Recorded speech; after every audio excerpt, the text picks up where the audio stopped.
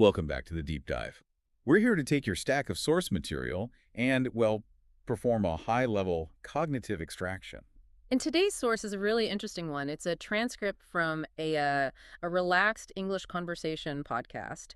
It's aimed at intermediate learners, and it's all about end-of-year reflection. Which means our mission is very targeted. We're not just looking at the language. No, not at all. We are pulling out a framework, a really sophisticated, but I think beautifully simple framework for how to review your past year and set intentions for the next one. And we're going right at that core tension we all feel, right? Exactly. The huge societal pressure for a new year, new me kind of transformation versus what we actually need, which is just calm, connected reflection. That pressure is so real. I mean, by digging into this conversation, we're basically giving you a shortcut A shortcut to what, though? to skipping the manifestos, the big speeches about revolutionizing your life. The real insight here is just about approaching the new year without feeling totally overwhelmed.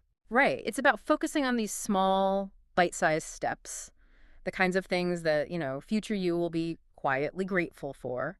We're talking quiet upgrades, not a life makeover. Okay, let's unpack this. So we have to start with the feeling of the year ending, which the source just, I thought, articulated perfectly. It's this complex emotional inventory. Yeah, a little tired, but also a little proud of what you got through. Yes. They used this one analogy that I thought was just perfect. They said it's like carrying a heavy backpack, but with some good memories inside. I love that. It's not just rocks in there. Exactly. There were some snacks, too. Yeah. It captures the reality that the year was a mixed bag, Yeah. Full of stress, sure, but also achievement, resilience. And that mixed reality just runs headlong into the December pressure machine. Oh, absolutely. Yeah. This is when you're supposed to have the big answers. What are your goals? What are your big changes? That's your 10-year plan. Yeah. And like they said in the source, most of us are still just, figuring out lunch. I think my favorite part of the whole transcript was their resistance to that pressure. They talked about deliberately choosing these really low-key plans. Right. Their definition of a perfect New Year's Eve was pajamas team. Exactly. Comfy clothes, cooking something nice, maybe a video call, and this was the best part, falling asleep before midnight. It's a conscious choice for calm and connected. It's basically rejecting that need to go somewhere big or, post amazing photos for everyone to see. It sets up the whole methodology we're pulling out of this. You have to get to a place of calm before you can even start to plan. So the framework we've extracted is built on that exact principle. Yeah. We're going to guide you to look back, but slowly. Ignore all the external stuff and just ask yourself one thing. How did this year really feel for me? Yes. Yeah. Not how it should have felt, not how it looks on social media, how it actually felt. Okay, so to get from that kind of vague feeling to an actual plan, we're using this core reflection structure they laid out. It's a simple three-parter. Identify one hard moment, one good moment, and then pull out the quiet lesson that's kind of hidden between them. This is the tool. It's clear it's not overwhelming. So let's start with the hard moment they described. It wasn't some huge crisis. No, it was a specific week where everything just came together at the same time. Work deadlines, family things, messages, just all of it piling up. And it created that feeling of being completely overwhelmed. And we need to define that word, overwhelmed, because it's so important. It just means you have too much happening at the same time. Your brain is literally full. It's that heavy feeling, right?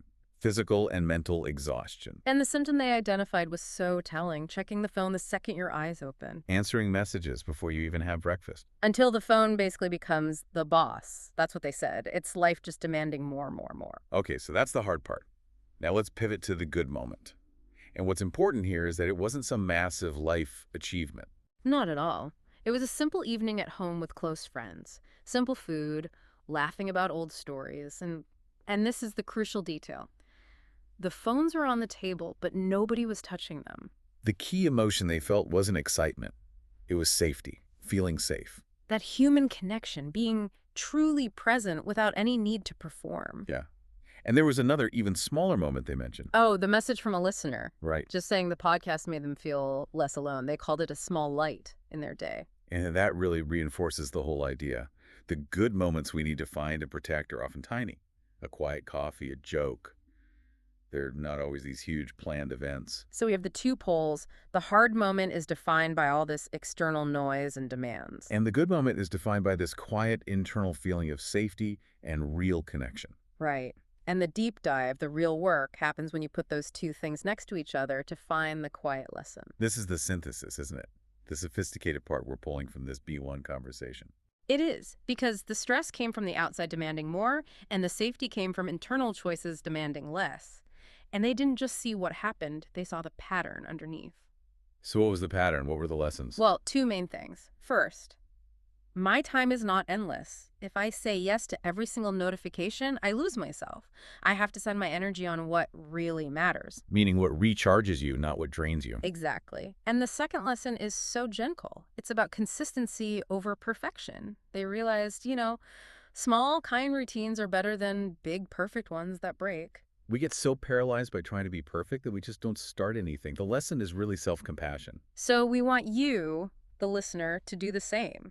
Find your own quiet lesson from your hard and good moments. Maybe it's, I need more rest, or I'm stronger than I thought.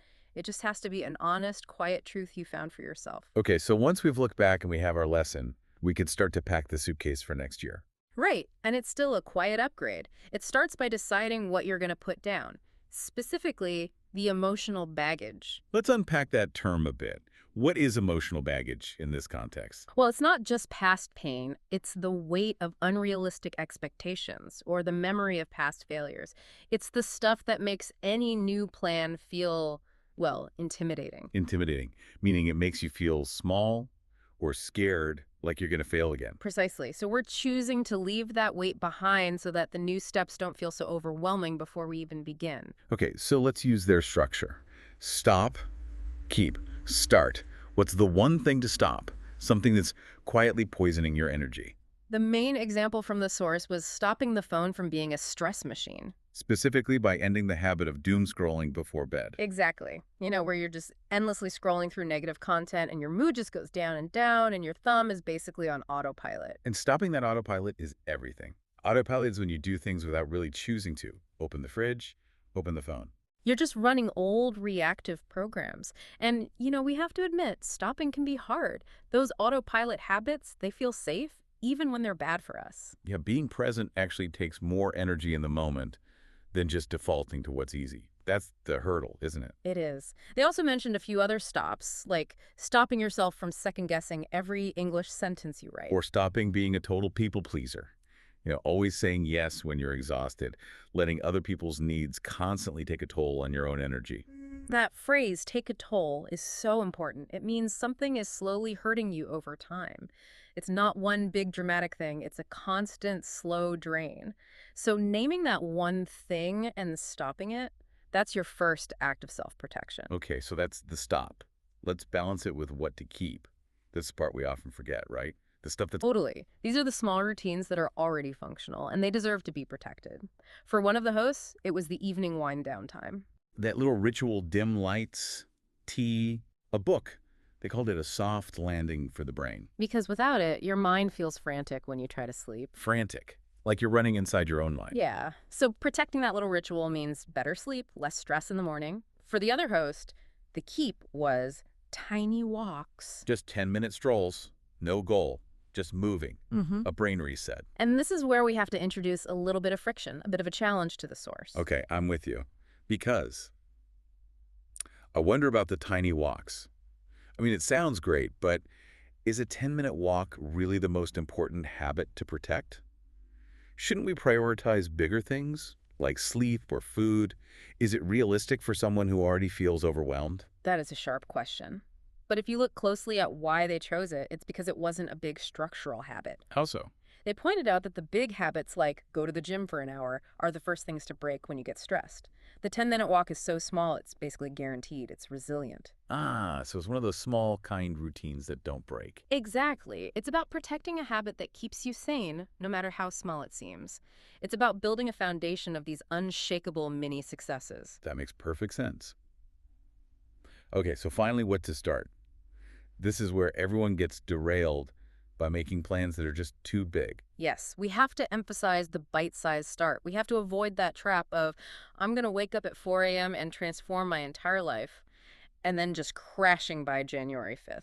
The source had some really beautiful small starts. The first one was just talk to myself in English a little more. Just a little running commentary while you're cooking or walking. It keeps the language active in your mind without the pressure of performing for someone else. And the other plan was one screen-free morning a week. Right.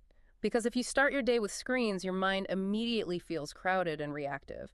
Starting offline helps you feel more grounded, Grounded, like stable, calm, connected to yourself. instead of flying all over the place trying to manage everyone else's demands. So what does this all mean? It means you focus on something that future you will be quietly grateful for. It doesn't have to be impressive. It just has to feel possible and true to that quiet lesson you learned.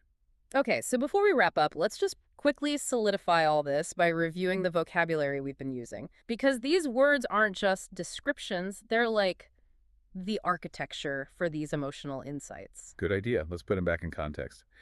We started with that physical and mental drain. Yeah. Overwhelm. And it's more than busy. It's when your brain is full and can't process anymore, which, leads directly to feeling frantic, that rush, stressed, running in your own head feeling. And the behaviors that get us there are doom scrolling and just operating on autopilot. Right. Doom scrolling is that passive intake of negative stuff, and that lack of choice is autopilot. Choosing to stop that is a really powerful conscious act. And we use some strong language for the consequences. We said these habits are poisoning your energy. Yeah, we use poisoning emotionally to show it's this slow, toxic erosion of your well-being. And if you let it continue, it will take a toll, hurting you bit by bit over time. And finally, the two concepts that frame the whole thing: the challenge and the goal. The challenge is the emotional baggage, that weight from the past that makes any new plan feel intimidating.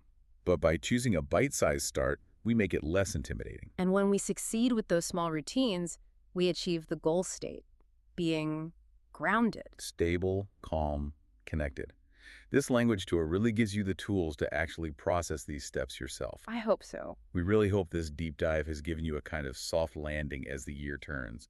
We've pulled out a simple, actionable plan: one thing to stop, one to keep, and one to start. And just by listening this far, you've already shown up for yourself. Absolutely. And remember, this whole exercise, it's about training your language while you upgrade your life. You don't need a perfect plan. You just need a few resilient, kind routines that don't break when life gets stressful. So as you move forward, just protect that small, quiet progress. And maybe consider this, a provocative thought. If you had to protect just one bite-sized habit this week, something so small it feels almost impossible to fail, which one would it be? And why do you think future you, 3 months from now, will be quietly grateful you made that small choice? That's just something for you to mull over on your own. Take care of your energy, and we'll talk to you on the next deep dive.